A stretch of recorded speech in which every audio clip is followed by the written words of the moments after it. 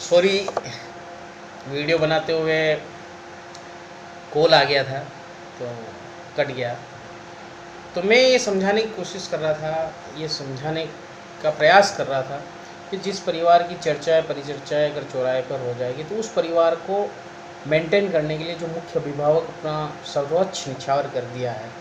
उसको कुछ परेशानी आ जाएगी। और परेशानी इस प्रकार की आ जाएगी कि जहाँ से भी उसने प्रबंध कर रखे हैं या करता है उन तक वो बातें अगर फैल जाती है तो दोस्तों, मैं जहाँ तक समझता हूँ समाज की एक प्रक्रिया है, ऐसा एक सोच होता है कि अगर कोई व्यक्ति कहीं से मदद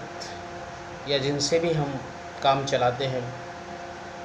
छोटे स्तर का छोटे का स्तर का होता है, बड़े स्तर का बड़े स्तर का होता है, जिस प्रकार का कार्य होता है उस प्रकार की बड़ी बड़ी व्यवस्थाएं होती रहती है, उसके समकक्ष ही व्यवस्थाएं चलती हैं। तो मानो ना मानो, हम अगर डिले हुए हैं और डिले होते चले जा रहे हैं तो उसका एक विषय बहुत बड़ा सोशल मीडिया में हमारे ही द्वारा सदस्यों का दूसरों की जिनका कोई लेना देना नहीं था उनके बीच में हम उस समस्या को ले गए और हम अपने ही परिवार का बुराइयां, यहाँ की जितनी भी गतिविधियां हैं उनका प्रचार प्रसार हमने बाहर कर दिया। दोस्तों, अगर परिवार में अगर कोई भी समस्या आ जाती है और मुख्य अभिभावक भी उसमें गिरने लगता है तो हम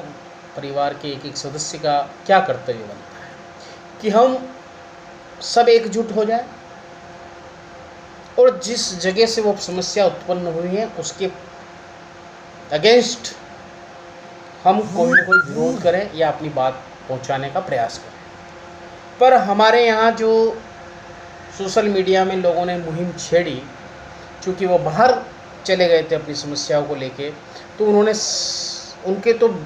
मन और मस्तिष्क में यही था कि इस परिवार की बहुत ख्याति है, बहुत बड़ा ये है, तो उसको ये चाह ही रहे थे कहीं ना कहीं डैमेज करने का, हमें कहीं रास्ता मिले। उनको मिल गया और आपको उल्टी उल्टी सलाह आपके ही परिवार के खिलाफ उन्होंने भड़काने का आपको शिक्षा दीक्षा और ज्ञान देना चालू कर दिया और आप चालू हो गए। जबकि होना यह था कि परिवार का एक एक सदस्य संगठित होकर उस तरफ फाइट उस तरफ हमारा कदम हो जाना चाहिए था जिस तरह से ये समस्या आई। तो हमने वो तो किया बंद और हमने उल्टा चालू किया हमारे ही परिवार के उस अभिभावक, उस परिवार के खिलाफ बोलना। जिस परिवार के सदस्य द्वारा ही परिवार की खिलाफत करने लग जाएं तो उस परिवार का हाल क्या होगा दोस्तों, उस मुख्य अभिभावक का हाल क्या होगा दोस्तों, वो अपन से जानते समझते हैं। वो परिवार बिखरने लग जाएगा और जब बिखरने लग जाएगा तो हानि किसकी होगी? सबसे बड़ी हानि किसकी होगी? सबसे बड़ी हानि होगी उस परिवार के एक एक सदस्य की।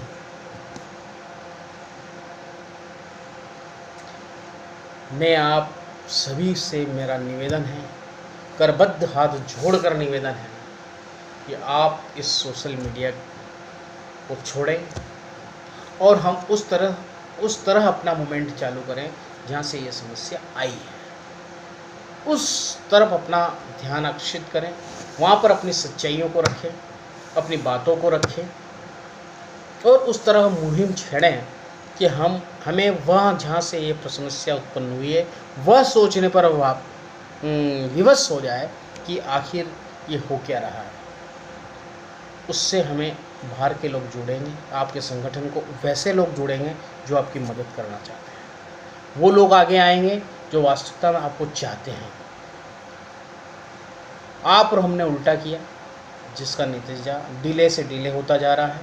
दोस्तों, इस परिवार में घबराने की बिल्कुल ज़रूरत नहीं है। जहाँ तक मैं समझता हूँ कि माननीय सारा श्री हमारे पूज्य अभिभावक ने जिस तरह की व्यवस्थाएं यहाँ बिठाई हैं और जिस तरह से हमने देखा है कि ये सब परिवार 10 से 11 साल से भी जूझता हुआ चलता जा रहा है, तो उसका एक ही कारण है कि माननीय सारा सारी की स्पष्ट सोच, निस्वार्थ सोच पूरे समूह को लेकर साथ में चलने की सोच, सबका धन सम्मान और प्यार बरकरार रखने की सोच, सामूहिक सोच का ही नतीजा है कि आज हम इतने समय से सारी समस्या को होते हुए भी आज निर्बाध गति से हम चल पा रहे हैं। तो उसका एक ही कारण है कि उन्होंने अपने इस परिवार को बहुत मजबूती से पाला है, पोसा है, बड़ा किया है और इसकी नींव बहुत मजबूत रख रखी है। परंतु अगर उस नींव के पत्थर ही अगर डोलने लग जाएंगे, वही उसके ऊपर सवाल खड़ा करने लग जाएंगे, तो हाल में मंजिलें क्या होगा। दोस्तों, इन बातों का हो सकता है मैं बहुत छोटा कार्य करता हूँ, मैंने कई मंचों पर बोलने का प्रयास किया पर मुझे सुना नहीं गया। कई जगह मुझे कुछ उन्होंने ये सोच कर कह दिया कि आप भी नेगेटिव हैं, परंतु अगर परिवार के सदस्य, मुख्य अभिभावक अगर बात करता है तो उसके सामने सच्चाइयाँ रखना मेरा फ़र्ज़ बनता है। मैंने रखने का प्रयास किया था, परंतु हो सके उनको वो बात पसंद आई ना आई। मैं मुकेश शर्मा 6614 अरनोद FC गार्जियन आपसे निवेदन करना चाहता हूँ कि संस्था में मेरे को 29 साल हो चुके हैं, मैंने इस संस्था को बहुत नज़दीक से देखा है,